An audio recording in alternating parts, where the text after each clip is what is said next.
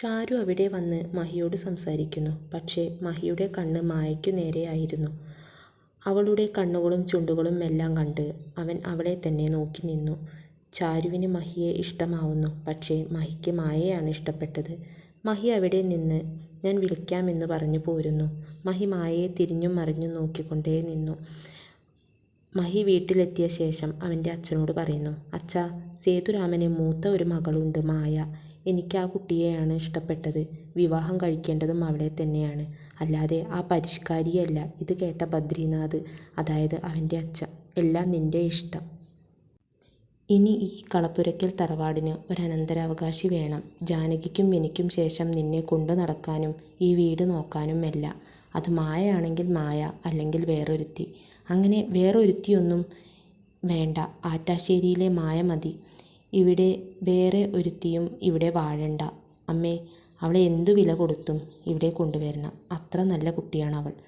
അങ്ങനെ 2-3 ദിവസങ്ങൾ കഴിഞ്ഞു. കളപ്പുരയ്ക്കലിൽ നിന്ന് ഫോൺ വിളിയൊന്നും ഇല്ലാതെ ആയപ്പോൾ രുക്മിണി സേതുമാധവനോട് പറഞ്ഞു, അതേ, അവർ എന്താ വിളിക്കാത്തത്? ഇത്രയും ദിവസമായില്ലേ? സേതുരാമൻ മറിച്ചൊന്നും പറഞ്ഞില്ല. മായ അവർക്കിടയിലേക്ക് വന്നു. അച്ഛാ, ഞാൻ അമ്പലത്തിലേക്ക് പോകുക. രുക്മിണിക്ക് ദേഷ്യം വന്നു. ഓ, നിൻ്റെ ഒരു അമ്പലത്തിൽ പോക്ക്! പൊയ്ക്കോ ഇവിടുന്ന്. മായ വേഗം അവിടെ നിന്ന് പോകുന്നു. അവൾ അമ്പലത്തിൽ തൊഴുതു നിൽക്കുമ്പോൾ മഹിയും അവൻ്റെ അമ്മയും അമ്പലത്തിലേക്ക് വന്നു. മഹിയുടെ പിറന്നാളായിരുന്നു അന്ന്. മഹി പോലീസ് വേഷത്തിലായതുകൊണ്ട് അമ്പലത്തിൽ കയറുന്നില്ല. ജാനകി കയറി വഴിപാട് ചീട്ടാക്കുന്നു. മായയെ മഹിയുടെ അമ്മ കണ്ടില്ലായിരുന്നു. മഹിയുടെ അമ്മ തൊഴുകാൻ കയറിയപ്പോൾ മായ പുറത്തേക്കിറങ്ങി. മഹി അവൻ്റെ ജീപ്പിൽ ചാരി നിന്ന് സിഗരറ്റ് വലിക്കുകയായിരുന്നു. മായയെ കണ്ടതും അവൻ സിഗരറ്റ് എടുത്തു മാറ്റി. മായയെ, നിൽക്കൂ, എനിക്ക് നിന്നെ ഒരുപാട് ഇഷ്ടമാണ്. നീ എന്നോട് എന്താ ഒന്നും പറയാത്തത്? ഇത് കേട്ട മായ, എന്നോട് ഇങ്ങനെയൊന്നും പറയണ്ട. ചാരുവിനുള്ളതാണ് നിങ്ങൾ. ഞാൻ പോകുന്നു എന്ന് പറഞ്ഞ് അവൾ ഓടുന്നു. മഹി മായേ മായേ എന്ന് വിളിച്ചു. പക്ഷെ അവൾ തിരിഞ്ഞു പോലും നോക്കിയില്ല. മഹി അവൻ്റെ അമ്മയെ കൂട്ടി തിരികെ വീട്ടിലേക്ക് പോകുന്നു. മഹി അങ്ങനെ ഓഫീസിലെത്തി. മഹിയെ കാണാൻ ചാരു അവൻ്റെ ഓഫീസിൻ്റെ മുന്നിൽ നിൽപ്പുണ്ടായിരുന്നു.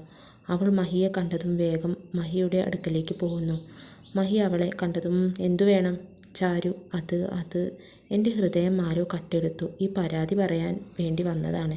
പരിഹരിച്ച് തരാമോ എന്ന് പറയുന്നു. ഇത് കേട്ട മഹി ദേഷ്യത്തിൽ, ഗെറ്റ് ഔട്ട് ഐ സേ. അവൻ്റെ ശബ്ദം ഉയർന്നു. ചാരു പേടിച്ച് വേഗം പുറത്തോട്ട് ഇറങ്ങി. മോളെ, സാർ ഇന്ന് നല്ല ദേഷ്യത്തിലാണ്, അവിടെ ഇരുന്ന വനിതാ കോൺസ്റ്റബിൾ പറയുന്നു. അവൾ അവിടെ നിന്നു പോകുന്നു.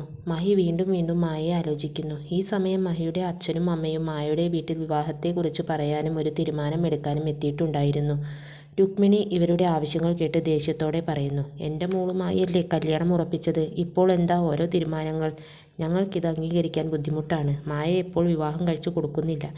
പക്ഷേ ഇത് കേട്ട മഹിയുടെ അച്ഛൻ പറഞ്ഞു, സേതുരാമ, നിൻ്റെ ഭാര്യയോട് വായടയ്ക്കാൻ പറയേ.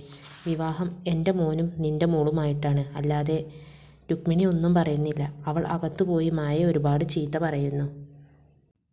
ദേഷ്യം അധികമായപ്പോൾ മായയെ തല്ലുകയും ചെയ്തു. മായ, വേണ്ട ചെറിയമ്മ, എനിക്ക് വേദനിക്കുന്നു എന്ന് പറയുന്നു. ഇതൊന്നും രുക്മിണിക്ക് ചെവി കൊള്ളുന്നില്ല. നീ ഗുണം പിടിക്കില്ല, നാശം പിടിച്ചവള്. എൻ്റെ മോളുടെ ജീവിതമാണ് നീ ഇല്ലാതെയാക്കിയത്, അസത്ത്. മായ കരയുന്നു. മഹിയുടെ അമ്മയ്ക്ക് മായ കരയുന്നത് കണ്ട് സങ്കടമാവുന്നു.